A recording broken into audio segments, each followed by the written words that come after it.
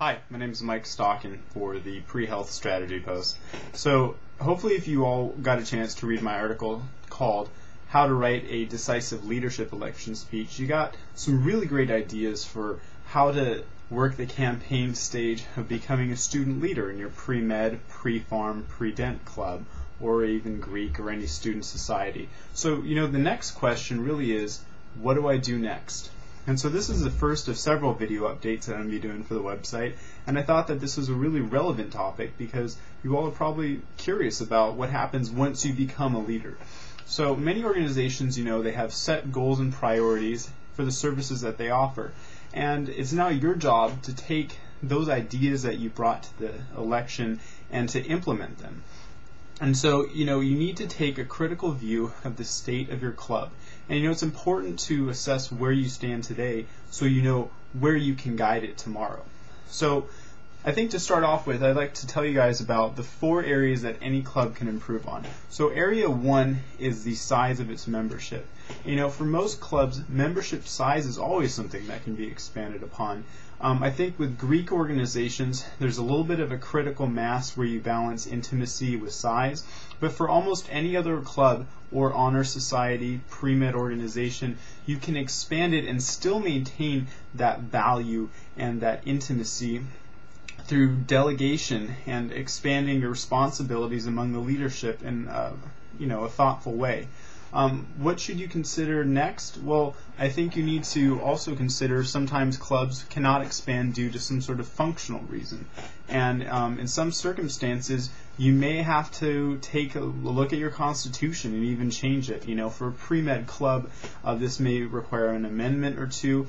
In the case of my organization, we actually had to, rewrite the whole thing so we could get new board members on and give them new responsibilities.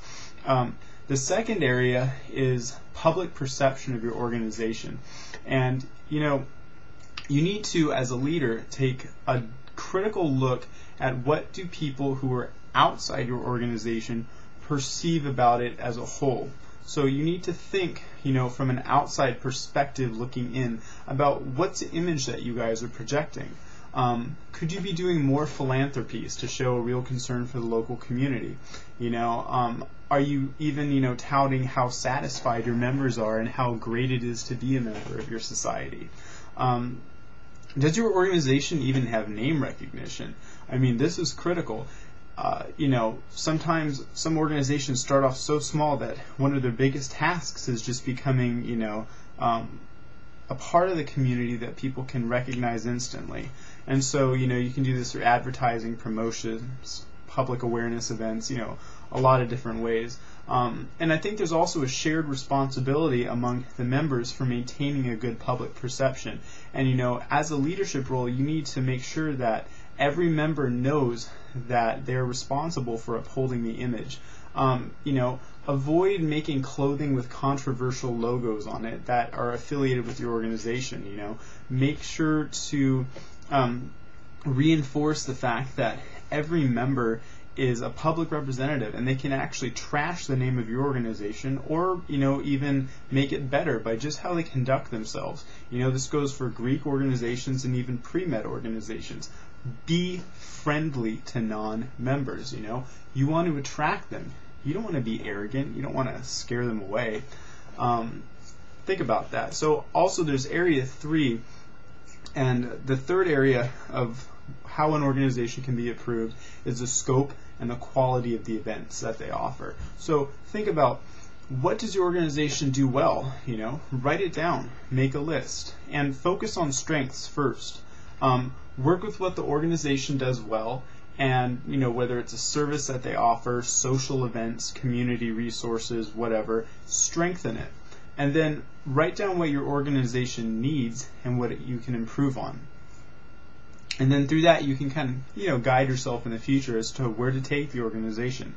And now the fourth area is member morale. That is always something that can be improved in an organization. And morale must be protected at all costs. And it's your responsibility as a leader to do that. If morale tanks, your organization is going to tank as well. Take a survey survey, of the fellow leaders in your organization and its general members. Find out what each group wants, what the board wants and what the general member wants, and see, if you can accommodate both. Go out of your way as a leader to make sure everyone's content. What was the last thing that you did for the general body members? Do you have bonding events? Do you have social events? Do you give gifts to people in recognition of their accomplishments as a gesture of thankfulness? Do you recognize the achievements of your peers? Because if you don't, you need to get to work on that.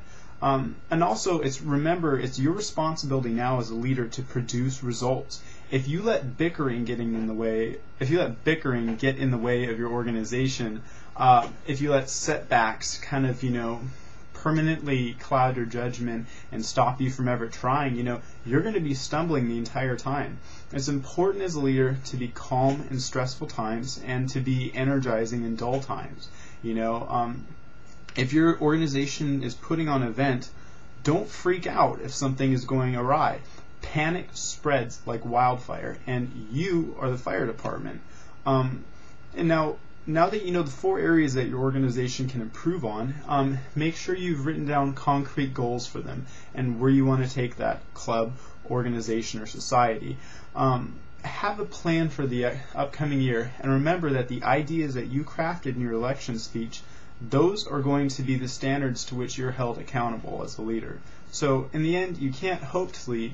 You need to plan on it, envision point-by-point strategic goals, and a watchful eye to maintain a clear view of how you as a leader are being perceived and how the organization is being perceived. That's really important, and I think you'll be very successful if you do that. Anyway, that's the end of my video update. I'm Mike, and this is the Pre-Health Strategy Post.